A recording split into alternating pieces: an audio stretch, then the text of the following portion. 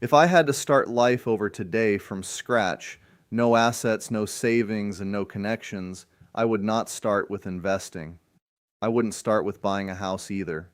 I would follow 5 very specific steps that most people completely overlook. And interestingly enough, the first step has nothing to do with money at all. These steps are based on what actually helped me move toward financial freedom earlier than expected. If I were starting over today, this is exactly the order I would follow.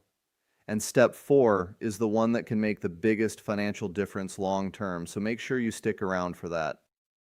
Step 1, career direction.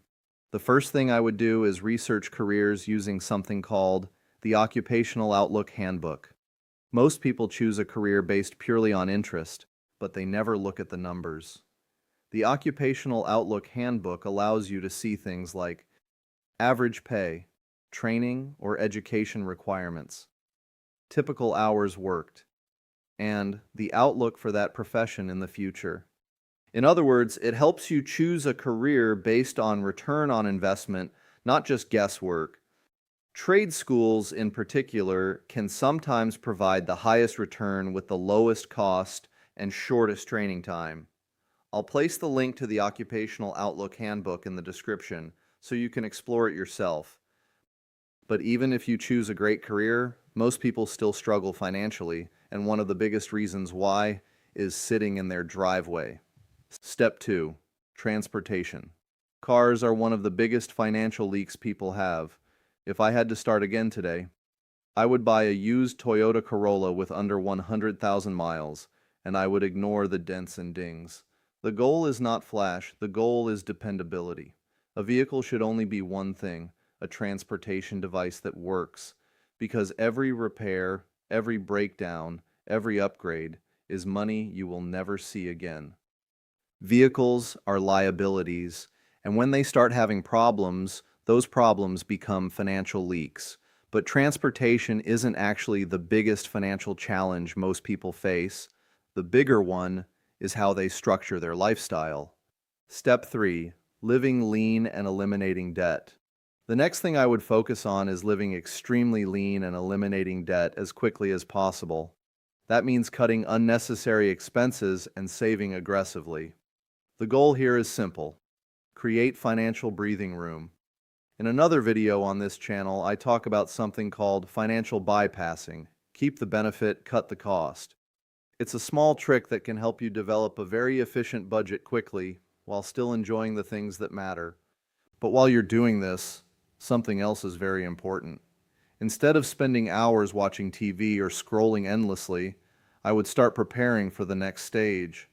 Step 4, learning before buying real estate. If you plan on getting into real estate, the time to learn is before you buy, not after. You don't want to put the cart before the horse. Instead of waiting until you purchase a duplex or rental property, start learning about managing tenants, screening applicants, and operating rental properties ahead of time.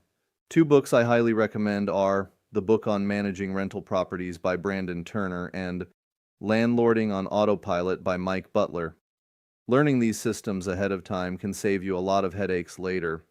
But the next decision is one of the most powerful financial decisions you'll ever make, and it revolves around something most people overlook: how they structure their housing. Step 5, housing strategy. If possible, I would aim to purchase a duplex.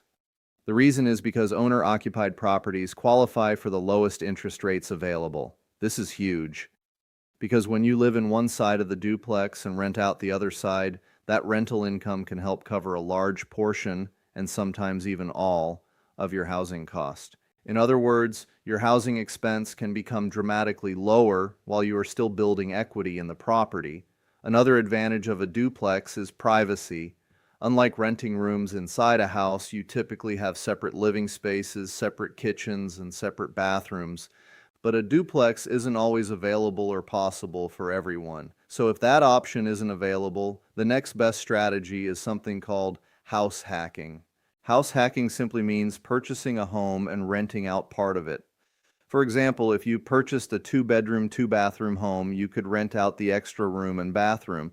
Or if you purchased a 3-bedroom, 3-bathroom home, you could rent out additional rooms depending on your situation.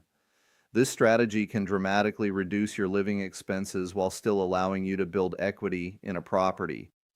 But not everyone wants to manage tenants or live with roommates, and that's perfectly fine. In that case, the next option is simply renting strategically. If I were renting, I would try to find the cheapest living situation that still maintains a decent quality of life. For example, a studio apartment can often be one of the lowest cost options. Another possibility is sharing an apartment with a roommate and splitting the rent. The goal here is not luxury. The goal is minimizing expenses so you can invest more of your income elsewhere. Now, if real estate doesn't interest you, another very powerful path to financial independence is index fund investing. Index funds are different from actively managed mutual funds. Instead of trying to beat the market, they simply track large portions of the market itself. This usually results in lower fees and broad diversification. One popular example is ticker symbol VTSAX, an index fund which represents a very large portion of the entire US stock market. It can also be purchased as an ETF, which means there are no minimum investment requirements.